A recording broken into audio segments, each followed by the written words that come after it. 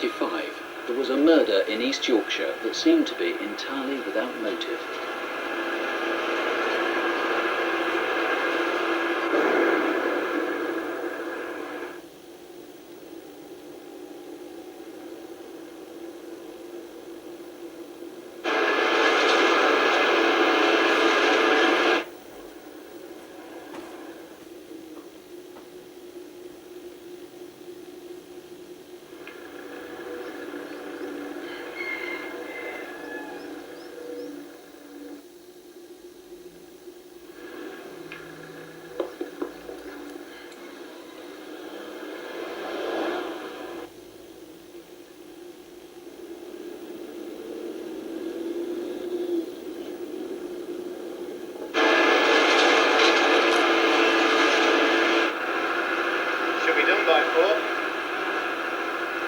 Got a date, have you?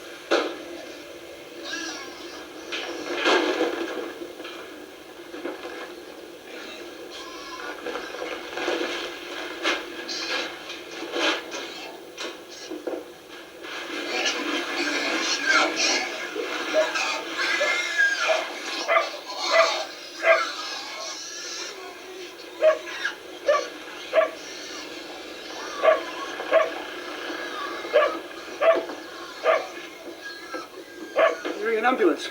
A woman's been attacked down the lane. Shall I turn her over? It's too late. Just leave her be.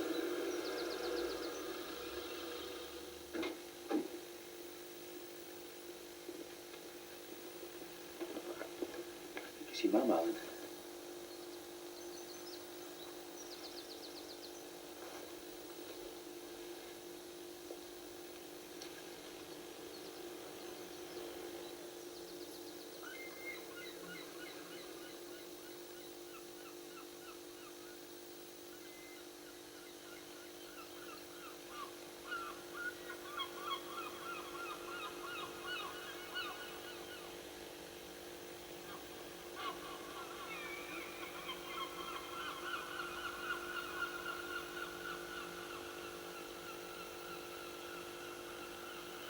Margaret Wilson, 66, mother of 4, married to a local farmer.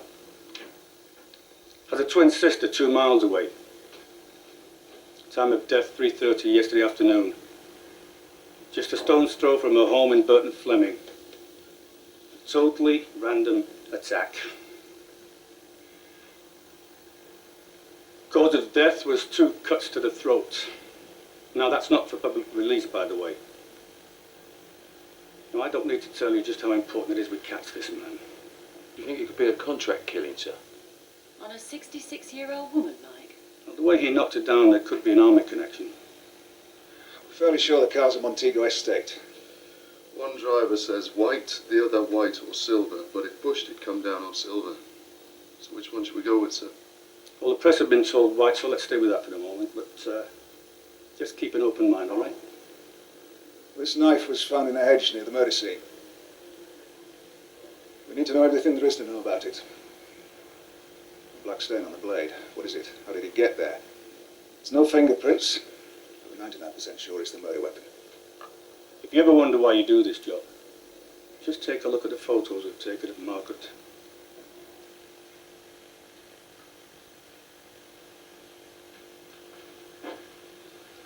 Thanks. It's good you coming to see us like this. It's just to let you know how the inquiry's progressing. Go over a couple of things with you.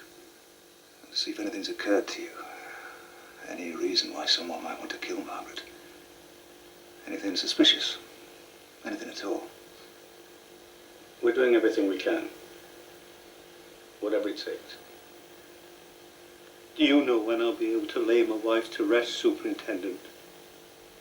The contact with the family was the point when it really emphasised what we were trying to do. Because at the end of the day, Margaret Wilson was their mother, wife, grandmother. The public in Burton Fleming couldn't understand why it had happened. She was tremendously respected in that village, and they were absolutely stunned. This man who had done it was still out there, and the question was, can it happen again? And people lived in that area with a real fear for a long, long time. A chill went right through me. It was the way he looked at me. As if he had a great anger inside him. Somehow I felt that he was angry with me. Could you pick him out in an identity parade?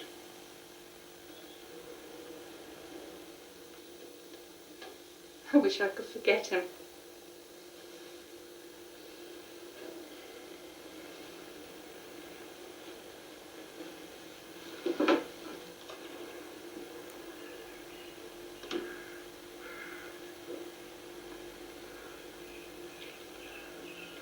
Not long after, they came across another witness.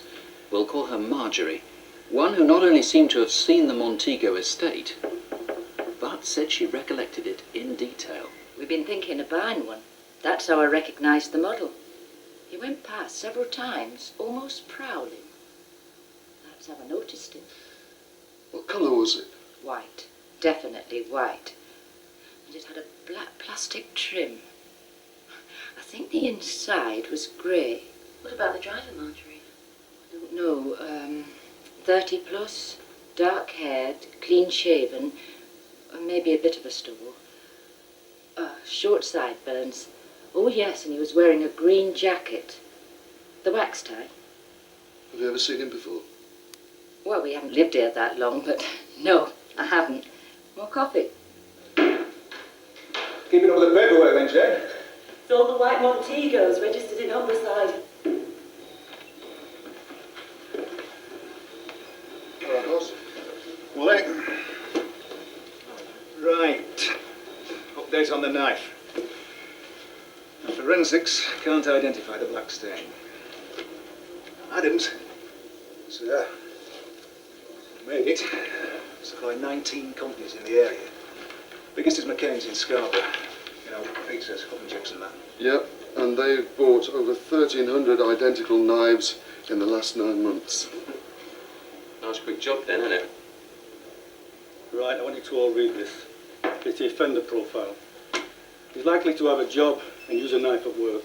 Probably in a long-term relationship and living within 25 miles of the murder scene. As we thought, he could be an ex-soldier. Oh, to make him feel better about himself, he may have kept a memento of the killing.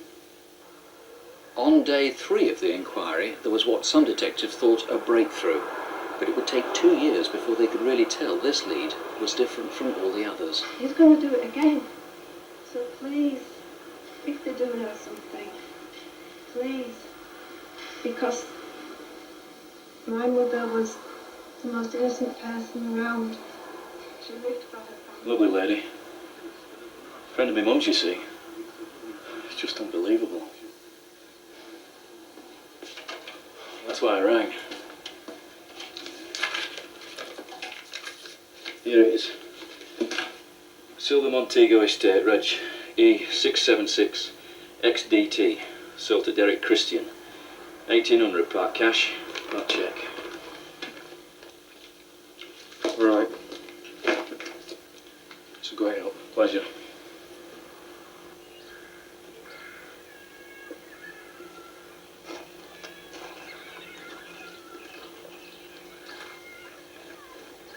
Mike, don't you think it could look white? Yeah, it could.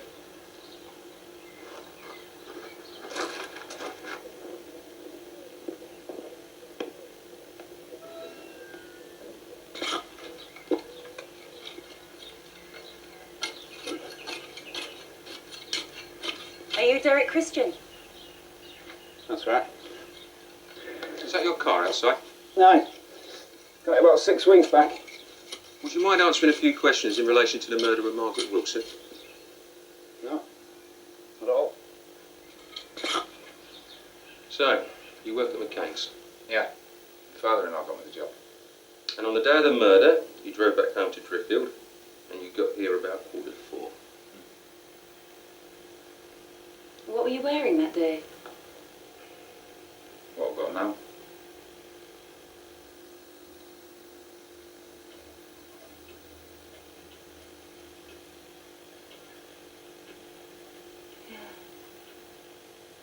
Yes, that's him.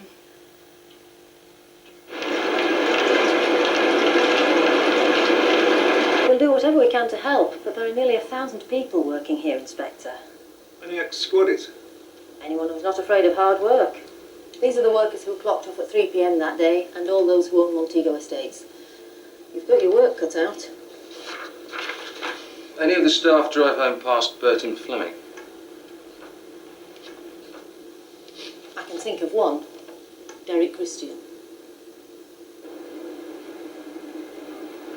Well, he's got the car. He lives south of the scene, and he clocked off at 3 p.m. It's got no previous. We've got nothing to link him with it. Yeah. Derek Christian, I think to a lot of us, he was also at the back of our minds. He wasn't the only one. We had a number of people who were good suspects who could have committed the murder. But the clue we didn't have was something that pointed directly to one individual. What we've got is a knife, but we don't know what it was used for. Then the Montego, which could be white or silver. Now we've got fibres from the victim's clothing. They tell us nothing. What we need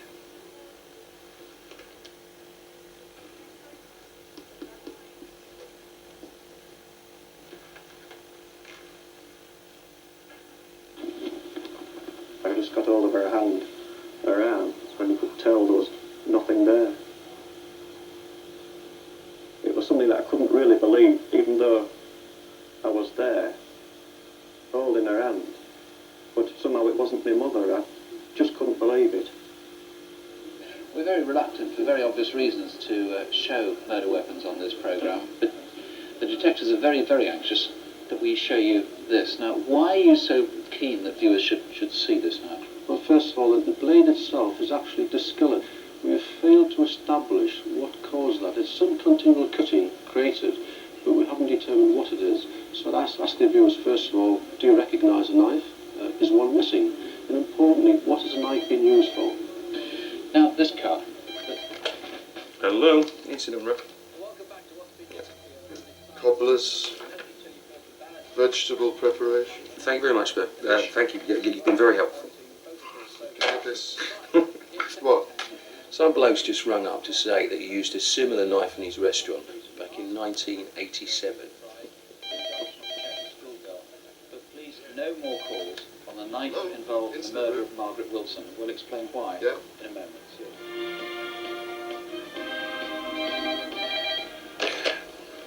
Hello, the incident room. Mm-hmm. Yep. You know what the stain on the knife is, sir? No, but I can find out. I'm a forensic scientist who trained in metallurgy. Uh-huh.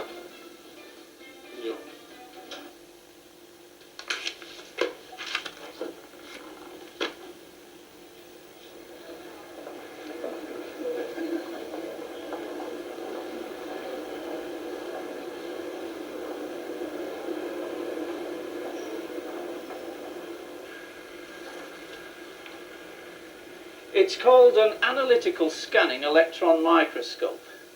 Basically, you can build up a fingerprint of the elements present on the knife and in the stain. That's the image there. It's qualitative, not quantitative. It shows what's there, but not how much. Do you follow me? I think so. I can find out how it's been sharpened, what it's been used to cut, even what kind of water it's been washed in. So you can trace it to a particular workplace. Possibly, but it'll take time.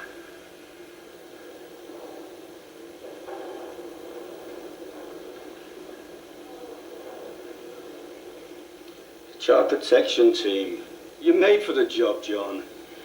I want to see this one out, sir. I'd like to say yes, but I really don't have any choice. At least let me see the knife project through.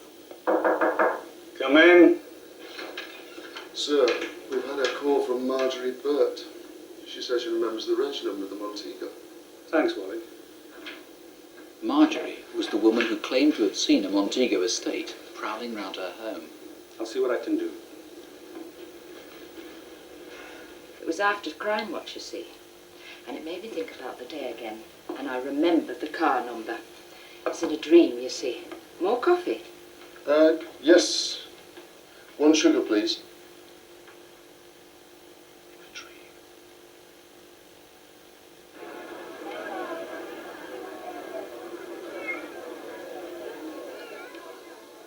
She's a very homely person.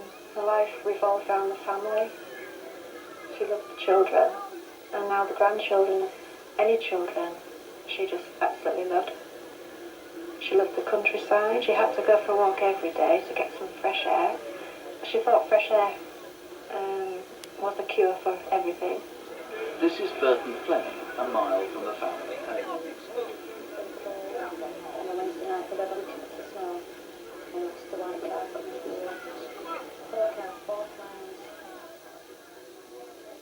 Personally, I found it very, very difficult in those early stages, having contact with the family, because I just didn't know what I could say to them that might be of some comfort. I don't think anything that I could have said would have been.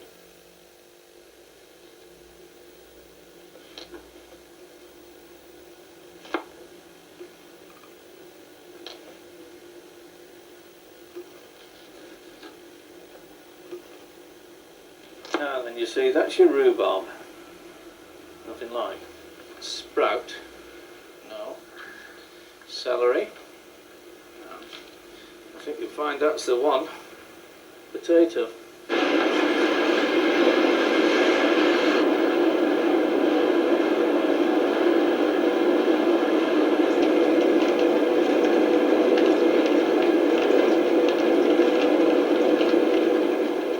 Alan can prove it's been used to cut potatoes. He's made comparisons with 19 companies in the area. Only McCain shows that identical stain. He's also analysed the water at each plant, and it matches the water used at McCain's. Derek Christian works at McCain's. He's not the only employee there, John. I have to consider the defence point of view. Checking out nearly 1,000 people, which is what we've got to have to do, is going to take months.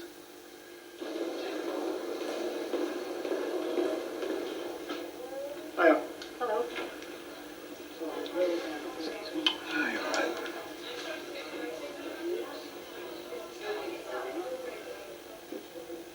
I'm DS Gary Shaw from the crime faculty. I've looked at what you've got. No clear suspect, if anything too many. No previous and no evidence. I'd researched Derek Christian in particular. You've identified his link in 3 ways: locality, workplace, car. So now you can put him in or out of the frame. Get to know him, inside and out. Family, friends, schooling, finances, and attitude to women. We've been going just under 11 months. We had a number of people who could have committed the murder, who were good suspects, but we still didn't know who it was.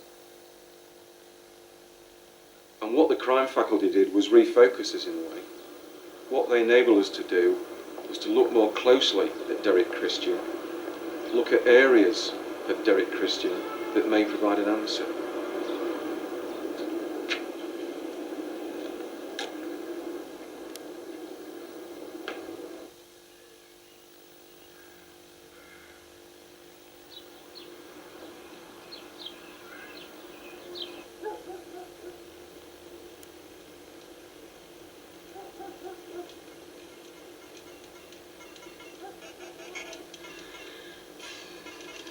Looks like he's set for the night. Yes! We'll give it another hour, shall we? Thanks for that, Alan. Hopefully it'll prick someone's conscience. Got nothing else to lose. We'll get there, Alan. Eventually.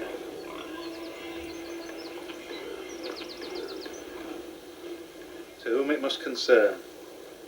We live from day to day trying to get on with our lives. But the terrible memories of that pointless loss of our man stays with us every living moment. Why man? Why anybody? All we have are photographs and memories. We're lucky though. All our memories of are happy ones. Something he can't take away. Please, please, if you have any information, no matter how small, help to find this man. Help us to rebuild our lives.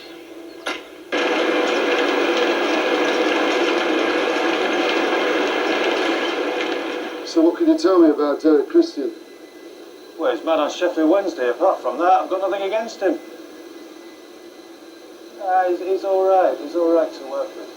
Has he said anything about his home life? I suppose I'm telling you anything new. He hasn't been getting on with his missus recently. He's moved into his mum and dad's place.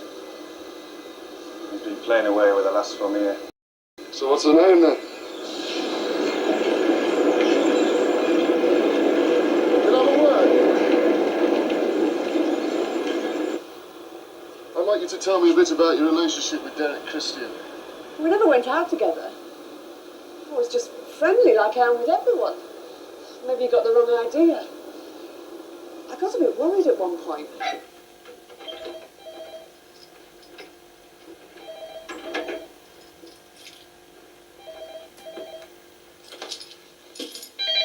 Hello? It's me, Derek. I wondered if I could come and see you.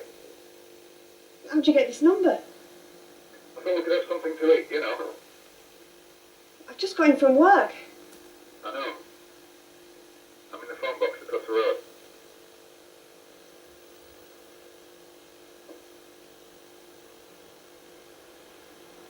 You must have followed me home. And then I got cards and things. And he put a photo of himself in through the letterbox. Christian's got some interesting nocturnal activities. You want to see his army record, there's something else, isn't that? It's enough to put you off your coffee. We've got a problem though.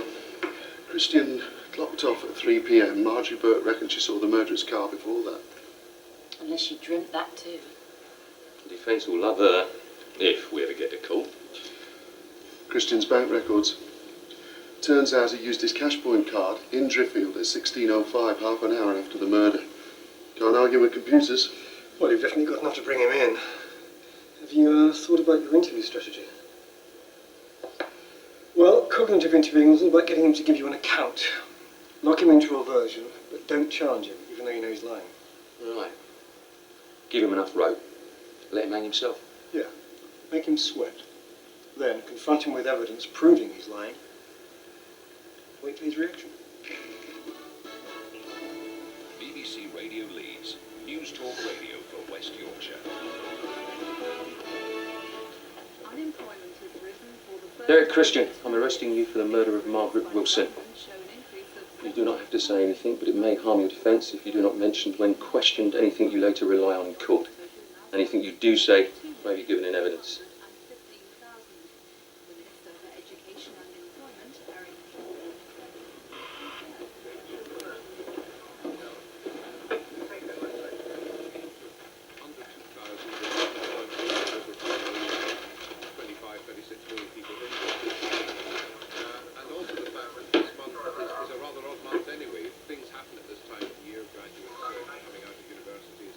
This interview is being remotely monitored. Are you happy with that? Yes, I am.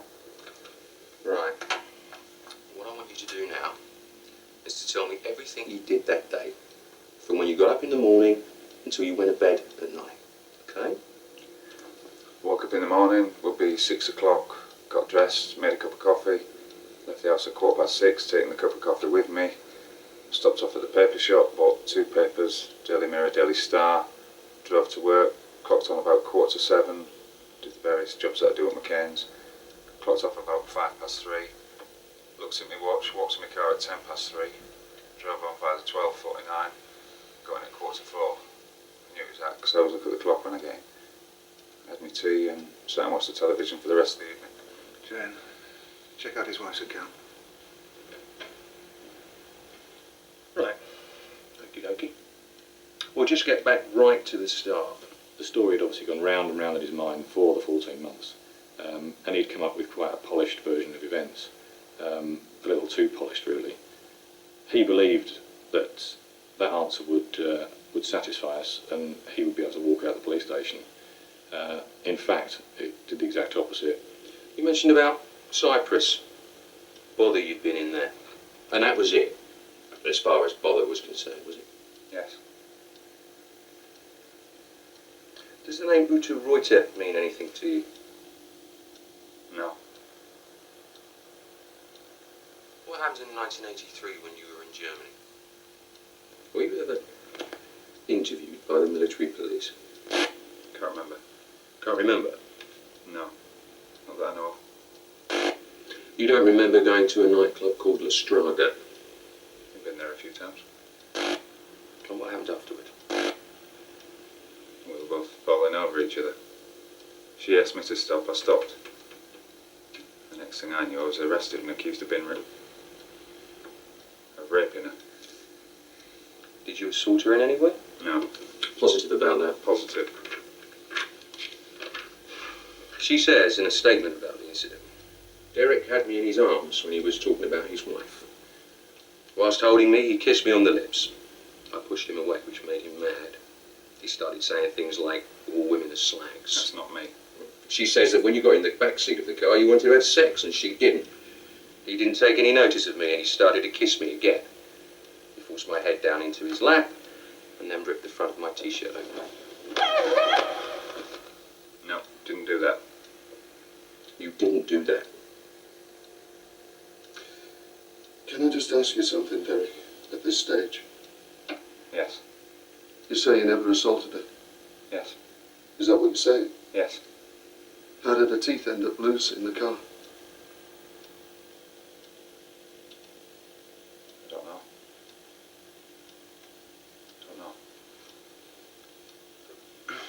Don't know. Don't know. You're telling us you're not a violent person. No, I'm not. And yet there are a number of incidents that have happened involving violence against women. Yes. So what we're trying to do is examine the violence in your life. Because from what I can see, you're quite a violent person. Right.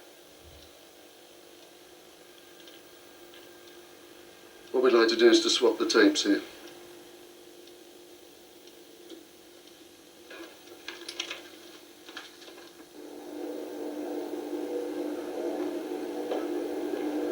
Okay, Derek.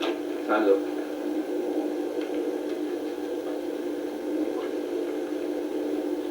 Derek, you yesterday we spoke about the incident in Cyprus which you told us about. I don't want to discuss that anymore. It's just going over old ground. Rebecca Edwards is one of the military police officers who arrested you. And she tells a very different story. She said there was a prowler in the grounds near the female quarters. No. As I say, no. She seems to think you have a problem with women. She thinks that might have something to do with it, the fact that she was a woman and she was coming to take you away and arrest you. Is that right? No.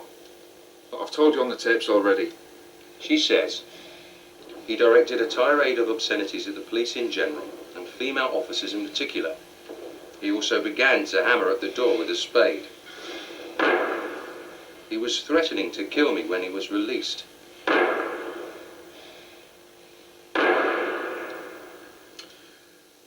Derek, do you remember we were talking about Duke's Park?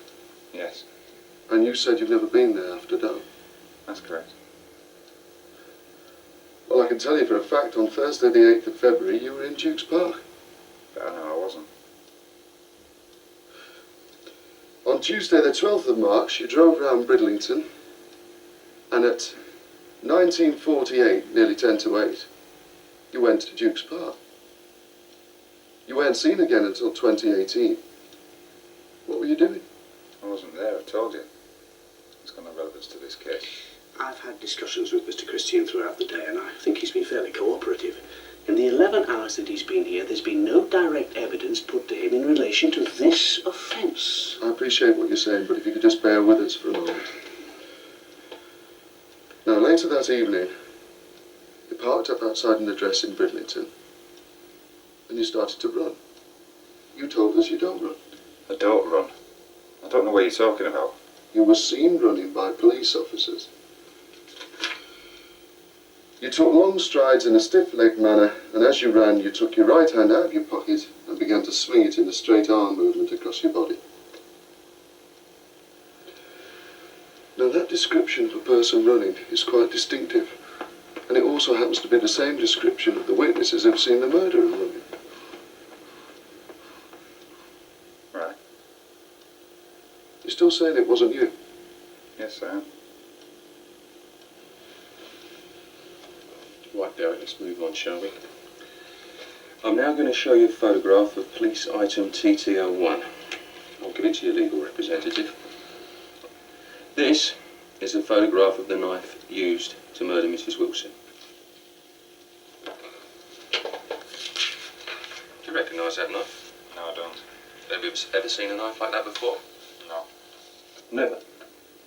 Not till I was shown a photograph. That knife was examined by experts and traced to the McCain factory where you work. You're telling me that you've never seen that knife or knives like it, and you've never, ever possessed one. Is that right? Not till I was shown a photograph. Those knives are used by all the workers at McCain's. Well, I never use them. So you're the only one that hasn't used one of those knives? Yes. We have interviewed all the current staff at McCain. Right. And in every single case, we showed every single person a picture of that knife. And they said those knives were all over the factory.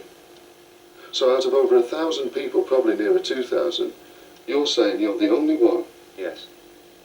who's not seen that knife? Yes.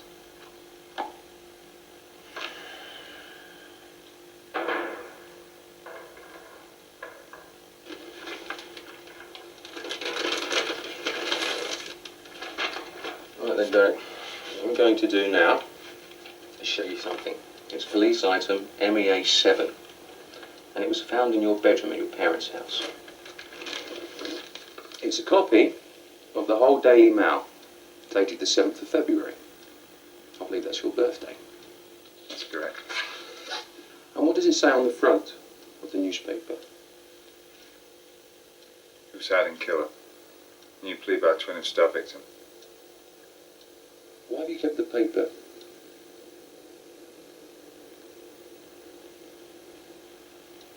For the massage parlour in the back.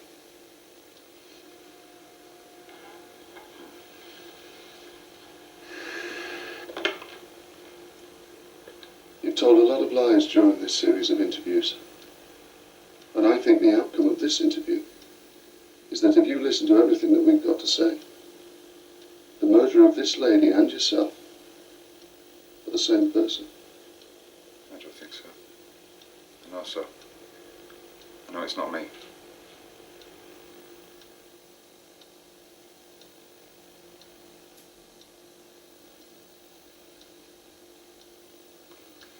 Yeah. Okay. Right. It's all circumstantial. We can't charge him. Maybe we'll get something back on the fibres. That's a long shot, John. Come this way. When a man who's strongly suspected of committing a murder walks away from a police station, that is obviously of great concern to us. But very little we can do about it. I would say it's probably the lowest point in my 15 years in the police. It's someone that you're interviewing for the most serious offence there is, and to see that person walk out of a police station knowing that he is the person who's committed the offence, you really wonder whether you've done your job properly. So, what you going to tell them, Derek? It was my father-in-law reminded me. That was the day I moved some lino. I went straight after work. It was when they're moving house over to Driffield. I drove them to Driffield, then I got in the Rover and went down the cash point. Right then. Well, they backed me up. Well, they're ready to come to court and everything. Well, let's get on with it, shall we? When he came back to the police station a number of days after his release, he voluntarily gave us another set of circumstances that occurred on the day of the murder. It gave us something else to look into. An alibi can be explored, and it might well rule him out. So that's it then. Yeah. You're positive? He was with him that afternoon. If he left work just after 3, could he have driven into Scarborough, picked up the lino and be back at the cash point in Driffield just after 4? No. No way. We'll have to prove that. Why don't we video the journey? Yeah. Good idea. I know it's a long shot. But why don't we check with BT? Just in case the in-laws made a mistake. On the wrong day. It's Superintendent Corrigan here. I've been trying to get hold of an itemised phone bill. We've made the proper application. This is a murder inquiry. How can you lose a phone bill?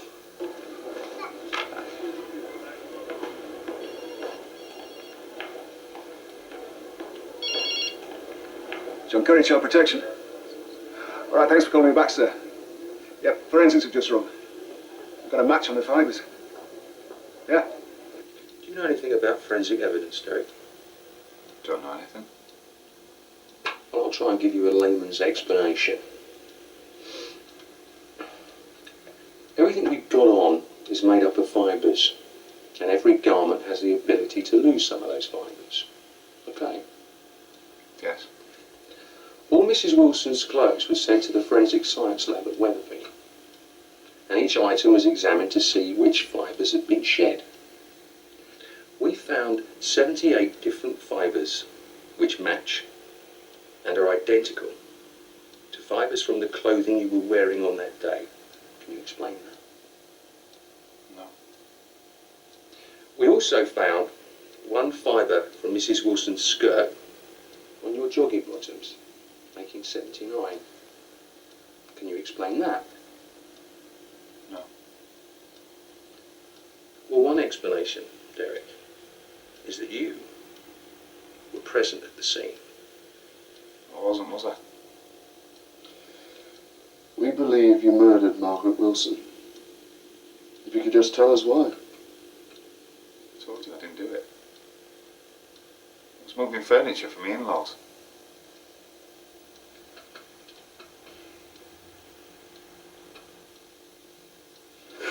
Okay, this way.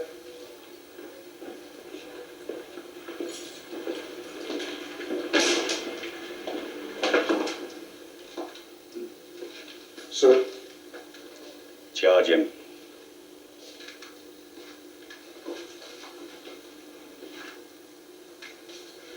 With the forensic evidence, there was enough to go to court. But with Derek Christian's alibi, was there enough to convict him? Thanks, mate.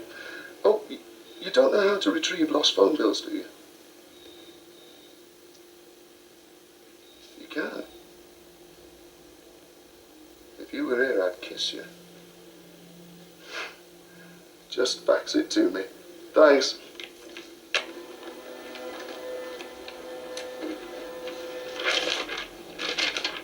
The in-laws made a call from their house at 4:10. They couldn't have been out driving with Christian. It was a different day. Derek's in-laws had made a mistake, and his alibi collapsed. But when in November 1997 Derek Christian's trial began, he still held a trump card. His defence called someone who might undermine the prosecution. Marjorie, the householder, had told the police she'd seen his prowling car when he could prove he was at work. How's it going? Marjorie's just given evidence. She stuck to her story. We could be stuffed. If they believe her, that's 3 years' work down a pan. Even a quarter of my service. Some people have lost more than that, mate.